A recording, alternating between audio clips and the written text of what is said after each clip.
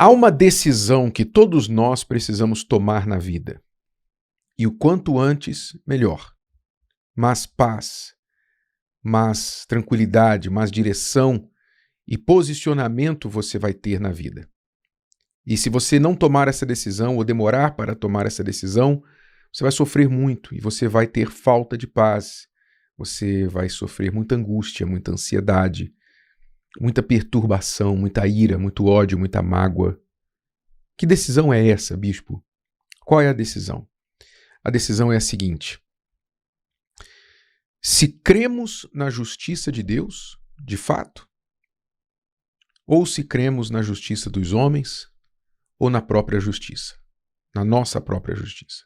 Precisamos decidir em que cremos, em que tipo de justiça nós cremos.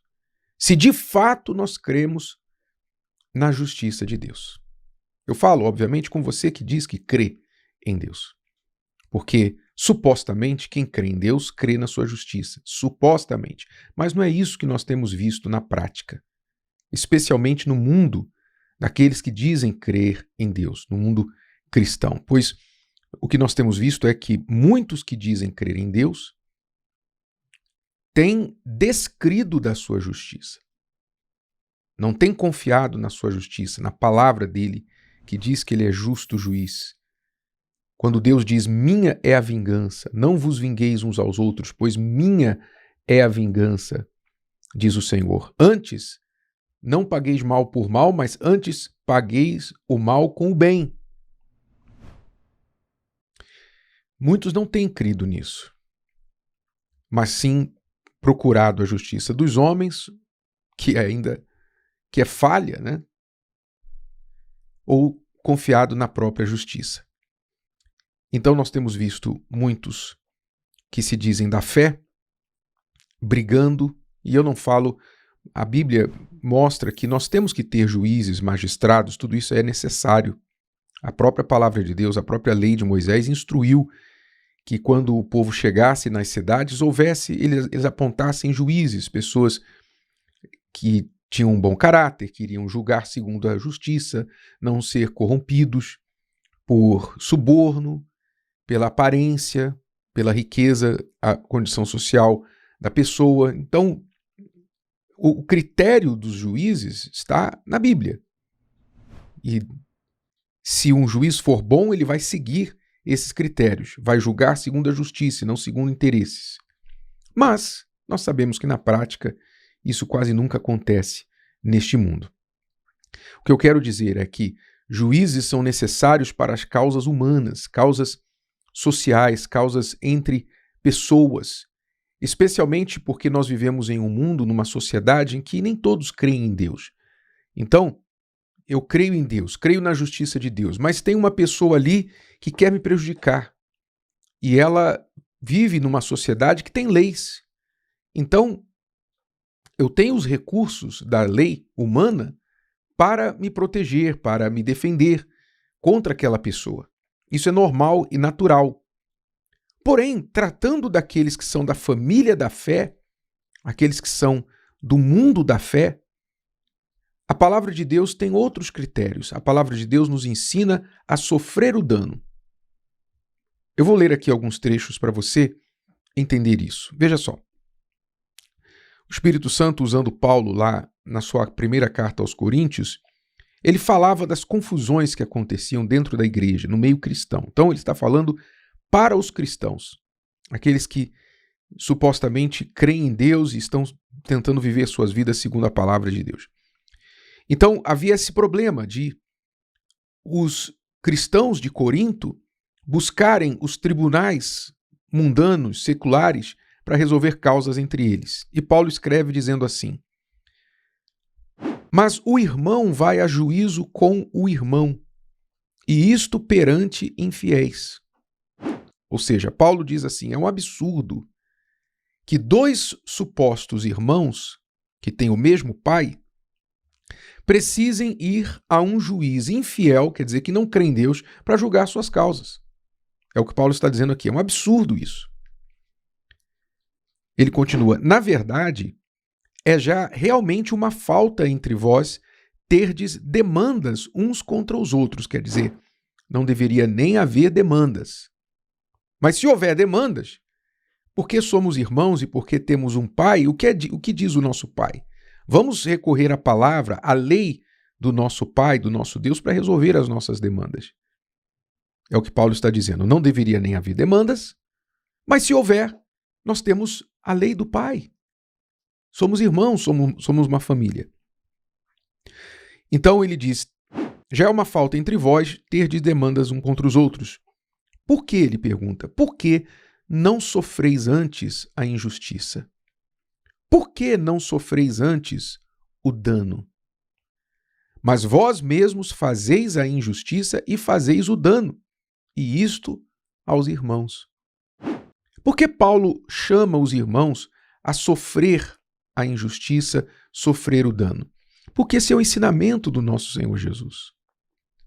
É o ensinamento dele, é o ensinamento cristão.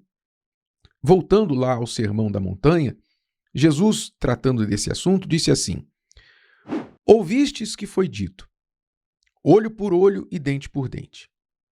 Eu, porém, vos digo que não resistais ao mal, mas se qualquer te bater na face direita, oferece-lhe também a outra. E ao que quiser pleitear contigo e tirar-te a túnica, larga-lhe também a capa. E se qualquer te obrigar a caminhar 1 milha, vai com ele 2. É isso que Jesus está falando. No ensinamento cristão, nós aprendemos a sofrer o dano. É o que nós somos chamados a fazer. Sofrer o dano. Sofrer a injustiça. Por que sofrer a injustiça? Porque nós cremos na justiça maior. Nós cremos que Deus é justo juiz e que vê todas as coisas, portanto é Ele que vai julgar, é Ele que vai equilibrar essa balança, é Ele que vai se vingar onde necessário, é Ele que vai nos dar forças para suportar aquela injustiça e até mesmo usar a injustiça para fazer a justiça. Deus usa a injustiça para fazer a justiça. Ele usa a injustiça para fortalecer, para abençoar, senão o que seria dos heróis da fé? Todos os casos de heróis da fé na Bíblia, se você olhar bem perto, você vai ver que foram casos de injustiças sofridas. Não foi uma injustiça que Abraão casou com a sua bela esposa Sara e ela era infértil? Não foi uma injustiça? Poxa, Abraão tinha um sonho, queria formar uma família, mas a sua esposa não podia dar filhos. E ela também sofreu essa injustiça, porque que culpa ela tinha de ser estéril? Mas se não fosse isso, nosso pai Abraão não teria sido o grande herói da fé. Não foi injustiça o que aconteceu com o povo de Israel lá no Egito, sendo escravizado pelos egípcios 400 anos? Pois é, mas se não fosse aquela injustiça, o povo não tinha clamado, não tinha levantado, Deus não tinha levantado Moisés, nós não teríamos visto, aliás, lido sobre as maravilhas que Deus fez lá no deserto com o povo que ele resgatou da mão forte do faraó. Foram injustiças em cima de injustiças, mas Deus usou as injustiças para fazer justiça. Ele não fez a injustiça, ele usou a injustiça. Injustiça é fruto deste mundo, injustiça é fruto dos homens. Porque os homens, quando se voltam contra Deus, eles se voltam contra a justiça. Então eles vão praticar a injustiça. Até mesmo dentro da igreja, Paulo está falando aqui. Ele diz assim: vós mesmos fazeis a injustiça e fazeis o dano, e isto aos irmãos. Quer dizer, dentro da igreja, um faz injustiça ao outro. Quer dizer, isso é característica humana. Injustiça é característica humana. Se você não fizer as pazes com a injustiça, você não vai conseguir viver nesse mundo.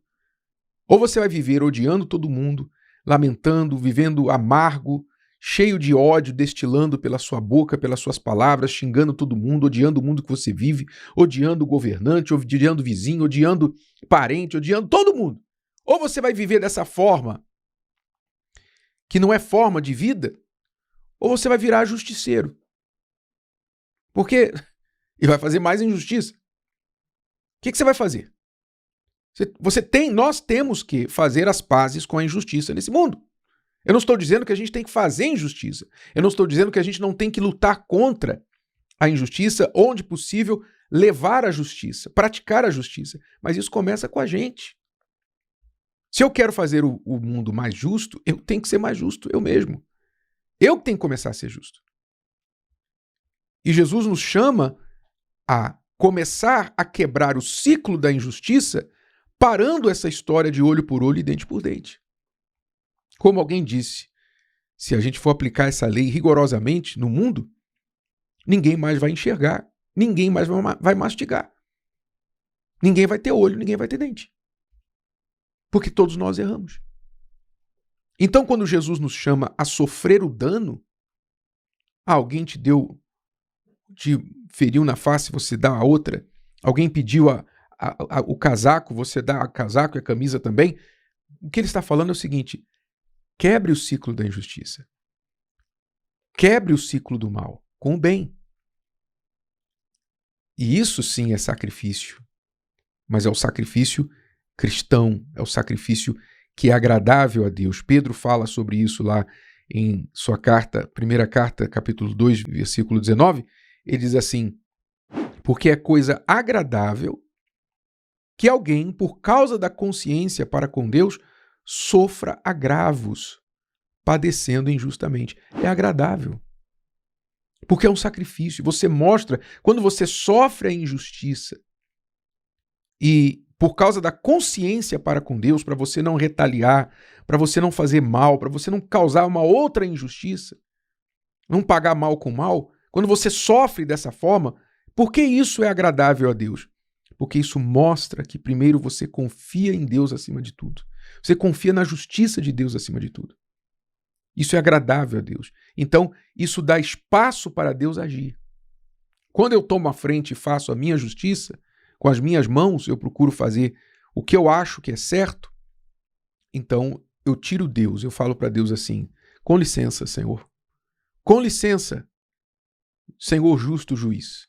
Eu não preciso da tua justiça. Eu vou fazer justiça com as minhas mãos. Ou eu vou fazer a justiça através das mãos dos homens. Eu não preciso que o Senhor haja a meu favor. É isso que nós fazemos. Então, a teoria é linda, né? A teoria é linda, eu sei, mas nós somos chamados, desafiados a tomar uma decisão sobre isso. Ou nós cremos na justiça de Deus, ponto final, confiamos, esperamos, engolimos, damos a outra face, andamos mais uma milha, ou nós cremos nisso de verdade, confiamos que Deus vai agir e fazer da injustiça a justiça, ou nós não cremos e optamos pela justiça dos homens ou pela nossa própria justiça, que por sinal é trapo de imundície. O que você decide fazer sobre esta questão? Se o vídeo de hoje te ajudou, você conhece alguém que vai ser ajudado por essa mensagem, passe adiante. E se você ainda não inscreveu aqui no canal, inscreva-se agora. Até a próxima.